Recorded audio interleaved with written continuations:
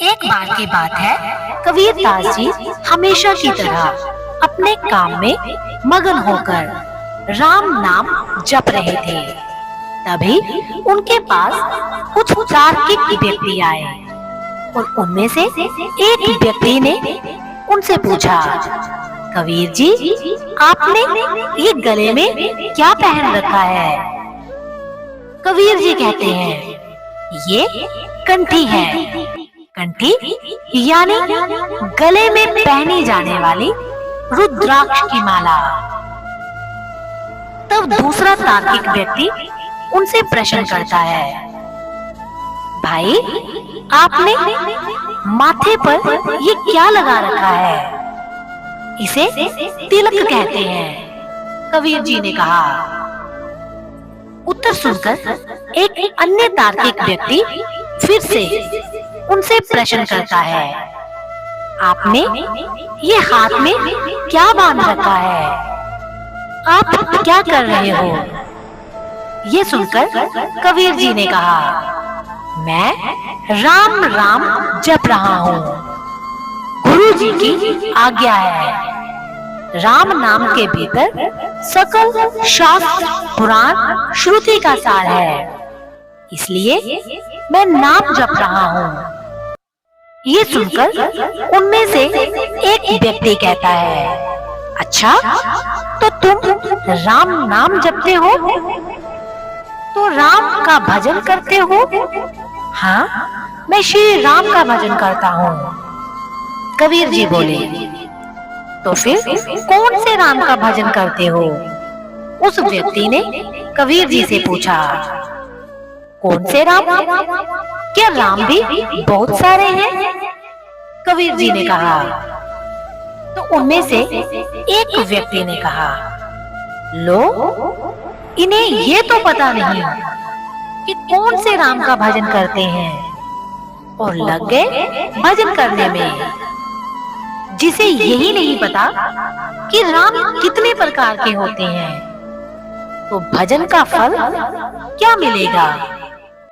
उस भजन का क्या फल है?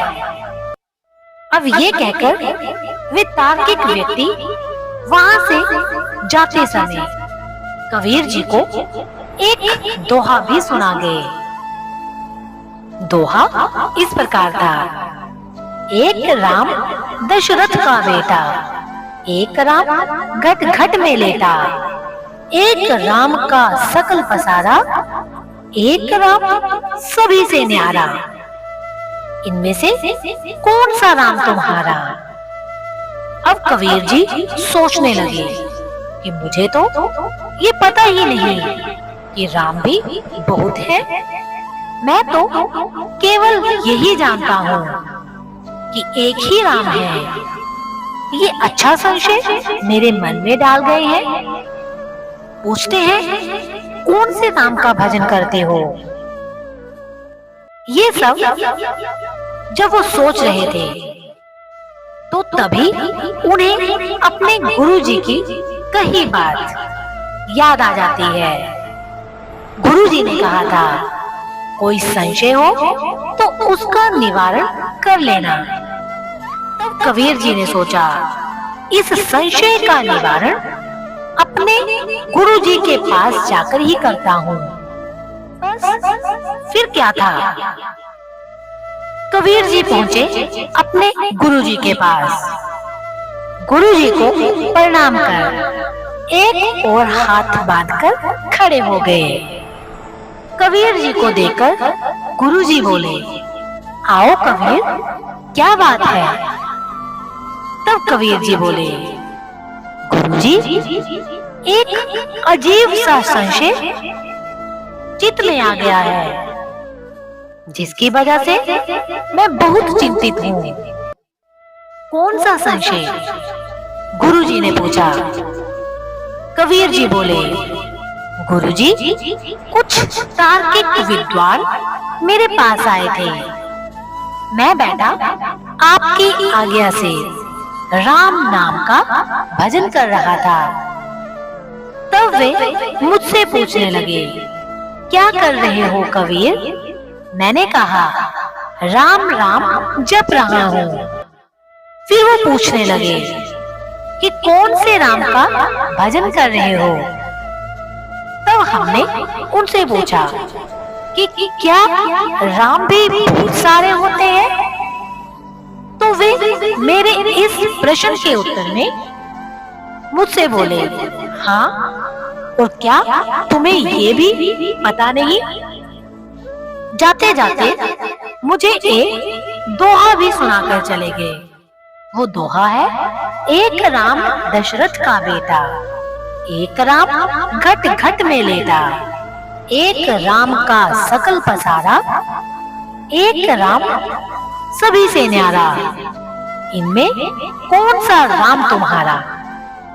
ये सुनकर गुरुजी बहुत खुश हुए और बड़े जोर से हंसने लगे।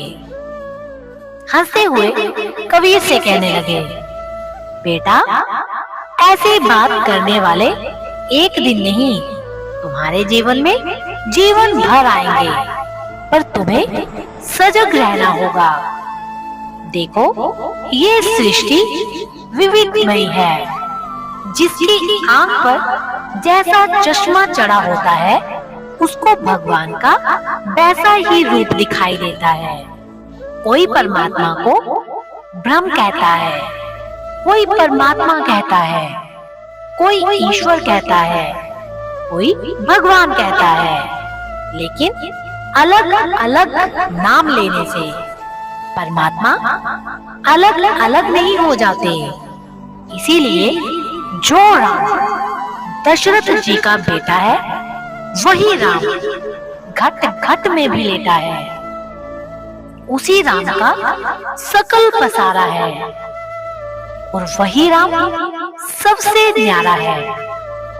लेकिन एक बात है इस दोहे में एक राम चारों पंक्तियों में है, चारों पंक्तियों में ही एक ही है।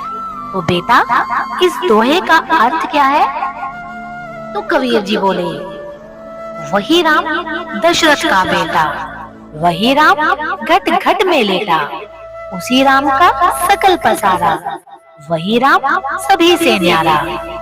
तब गुरुजी ने कबीर को समझाते हुए आगे कहा, जब राम सभी जीवों के भीतर विराजमान रहता है, तो सबके घट घट में वो व्यापक हुआ ना। और राम ने ही इस सृष्टि को रचा है, तो ये सब पसारा उन्हीं का है।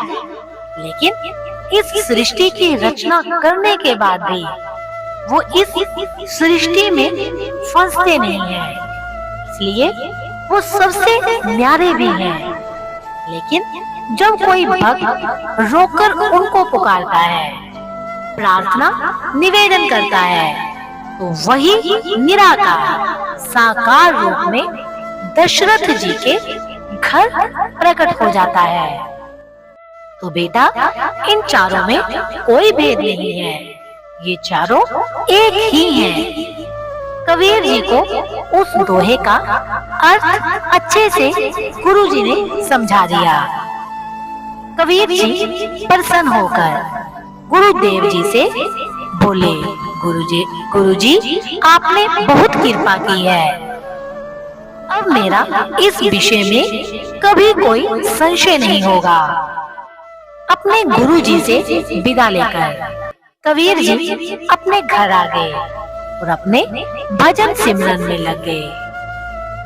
कुछ दिनों बाद वही सभी तार्किक व्यक्ति वहां से फिर गुजर रहे थे और मन ही मन सोच रहे थे कि हमने जो कबीर के मन में संशय डाल दिया था, उसके कारण तो अब तक कबीर की कंठी माला सब छूट गई होगी।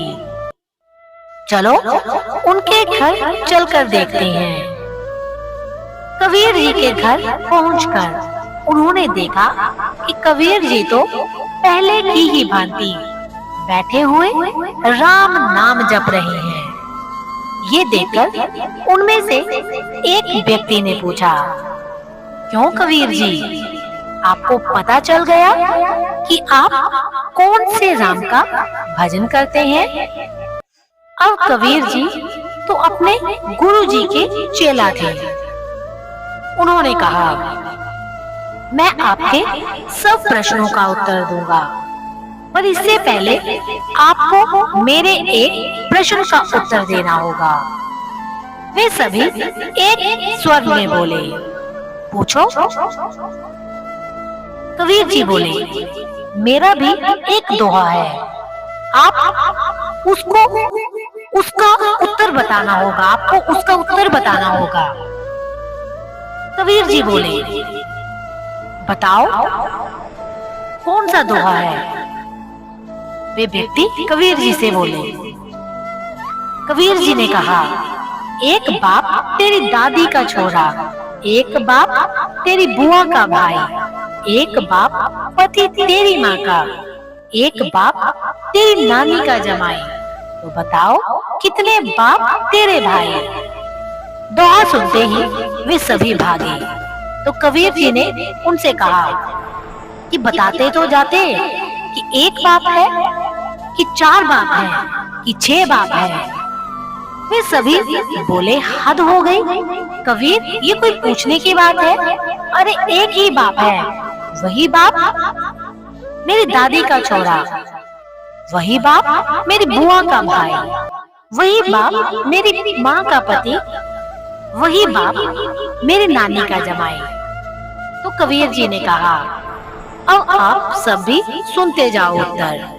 राम भी एक ही है, वही राम दशरथ का बेटा, वही राम घट घट में लेटा, उसी राम का सकल पसारा, वही राम सभी से न्यारा। दोस्तों, इस कहानी की सत्यता चाहे कुछ भी हो, पर इस कहानी से हमें ये शिक्षा मिलती है कि ईश्वर एक है।